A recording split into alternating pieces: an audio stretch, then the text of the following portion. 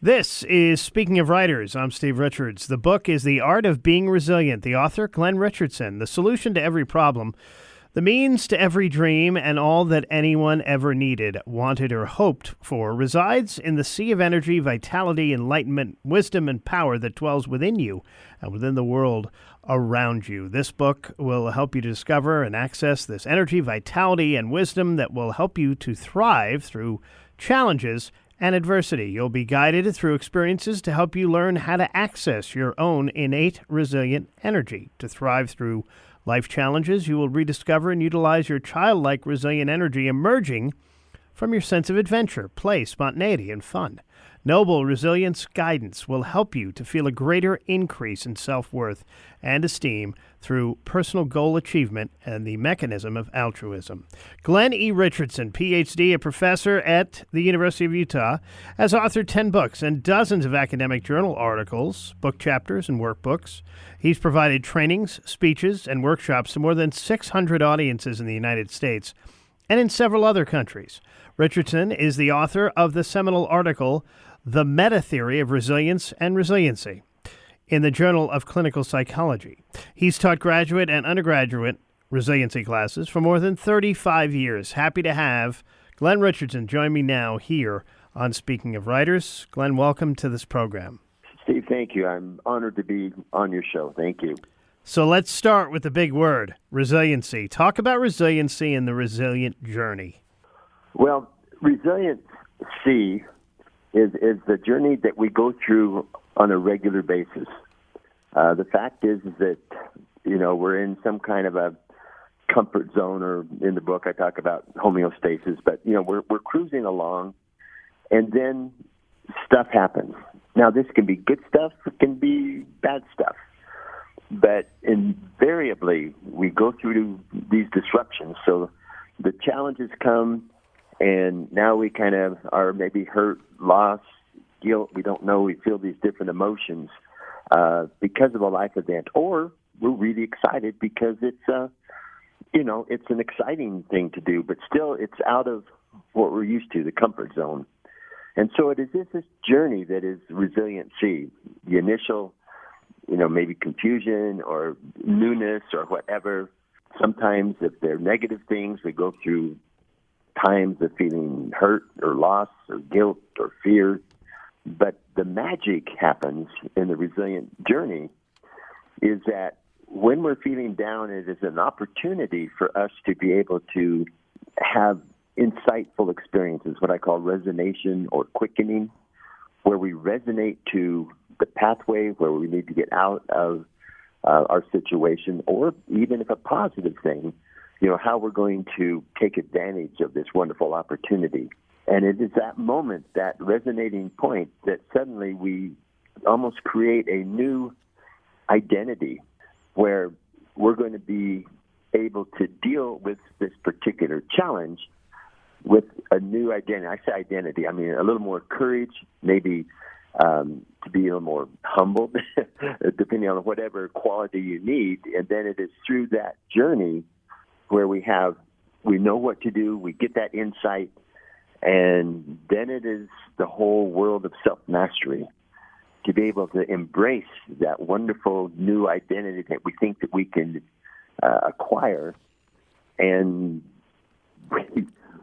self-mastery is about being able to acquire that and use it in our life, and that is basically the resiliency process. Of course, there's a whole lot more detail in that, but that's kind of the big picture.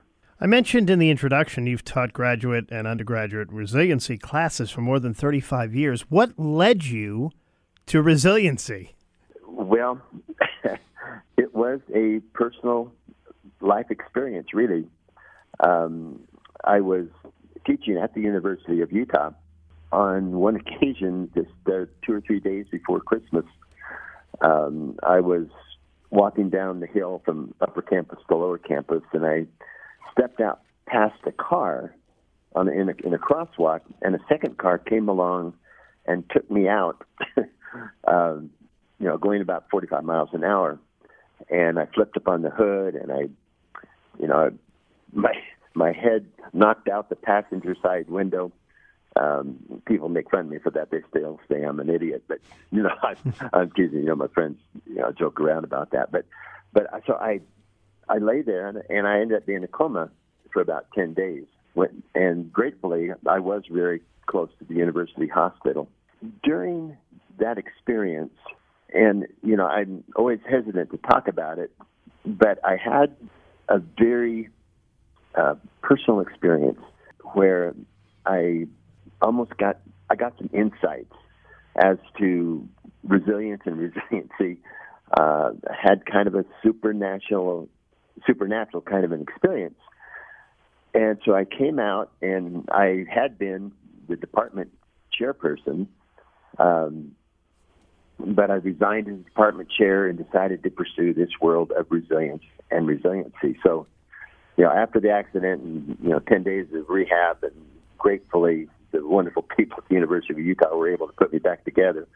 I had a fractured hip and my legs were shattered, but I came back and have been passionate about this whole area of how do we thrive through adversity and challenge. What is the journey, and what are all the driving forces that we have to be able to thrive through that journey, and that's what's in the book. So that experience of getting hit by the car and being in a coma prompted the rest of my career for 30 years. We're chatting with Glenn Richardson here on Speaking of Writers. His book is The Art of Being Resilient. And by the way, it's available at writersrepublic.com, barnesandnoble.com, and amazon.com as well. Glenn, talk about childlike resilience and the innate drive for fun and adventure. We are all born with this childlike nature, if you will. And the reason that it is within everyone, we're all kids at one point. Unfortunately, what happens is that as adults, we sometimes bury that. But if we're trying to thrive through adversity, if we're trying to live through and thrive in life, that basic sense of adventure, of curiosity, to have fun, to be able to play, and to be able to use those. As a kid, we went out and we just played with dolls, or we played with balls, or whatever. But it is that same driving force, that same desire to be creative, to be able to think beyond, in the make-believe world, is where we have a lot of wonderful insights and experiences where we can now plan our lives with that kind of energy. But the bottom line is that we still have within us that sense of adventure and so forth. But, with COVID and with life challenges and divorces and, job losses, all the financial, all these crazy things in the world and the challenges that we have, if we can approach them with this childlike nature, we're going to find a lot of new creative solutions to the challenges that we have in life. What is noble resilience and the drive for self-worth? Well, I use the term nobility, and I don't know what I was doing, but I just kind of used that at one point in time. But there's two dimensions of nobility. One is that we want to be able to accomplish things. Nobility is about feeling good about yourself, your own self-esteem, your self-worth, and so forth. And we do that by doing. And just, even if it's just little things, to be able to learn a new skill or even a new program on a computer, that when we learn these things, we go, I did that. See, we want to do a lot of I did that kinds of things to feel good about ourselves, to promote our own self-worth. But the second part of the noble formula, if you will, is altruism, is service. Because we can go through and we can feel good about ourselves with, I did this or I did that. But the other part of that is that when you help other people, some way, somehow, without any intent of getting any reward from it. But you just go out and help a neighbor, with a challenge, or, you help a kid with their homework. I mean, whatever. When they say, oh, well, thank you, we get that good feeling. And so nobility, in one sense, is you've been able to do things, to learn things, and you get that good feeling. And resilience is about getting that good feeling. And then to be able to help others, now it gets validated. And, it's a progressive, wonderful feeling that helps us to be able to, again, thrive through adversity and challenge. Glenn, what about ecological and universal resilience? Ecological resilience, and I think we all are, comfortable that we create environments around us, our ecosystem, if you will, that is nurturing. And so there's a whole truckload of things that we do, and each individual has their thing. But, that's why we listen to music when we're driving to work. It's why we have plants in our homes. It's why we like to go to the mountains. Of course, I'm out here in Utah. We like to go to the mountains and feel the energy of the streams and so forth. Some people like to go to concerts. All these environmental things, aromatherapy. There's a whole truckload of different types of environmental or ecological kinds of things that are going to enrich our lives. And so that's the ecological part. The universal, now we're opening a can of worms here that is very interesting. In fact, in my classes right now, we're talking about this, is that sometimes we just need strength and insights and inspiration beyond normal capacity. People come from a whole variety of backgrounds, different cultures. But what is interesting is that they're all basically doing the same thing. In other words, whether people are theists and they believe in God and they want to feel God's spirit or guidance, whether they're into the Eastern philosophies and they want to access the chi, if you will, to get that energy field, whether you are going into psychology and we know about the whole depth of the collective unconscious mind, the wisdom of the ages that is housed within us, there's a whole bunch of sources. I talk about those in the book. But the bottom line is that we want universal resilience, which is beyond our normal cognitive thinking, but to be able to access the wisdom of the ages. I mean, we have to realize that, we're only using, 9-10% of our brain, but the wisdom of the ages is housed within our minds. Generation after generation is in our genes. It's this vast, wonderful universe of different sources of strength. And it all boils down to the same thing, is to be able to have insights, inspiration, to discover strength beyond, or insights beyond what we normally do with our own cognitive minds. I mean, you've opened a real can of worms here because, when we get into all the different sources, but it crosses cultures, that we can access strength beyond normal. Even if there's, you're an atheist or don't believe any other culture, still in our collective unconscious mind, which this Jung called this is the wisdom of the ages housed within us, we can do things to be able to access that, to be able to help us to thrive through adversity and challenge. Glenn, how can these innate driving forces enrich relationships?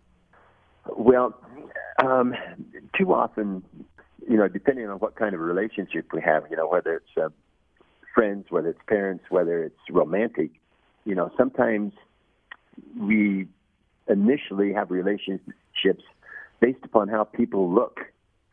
And so we make judgments right off the bat without even talking to them. But one of the really cool things is that in order to create a lasting relationship, we want to be able to explore and communicate these different driving forces that we just talked about.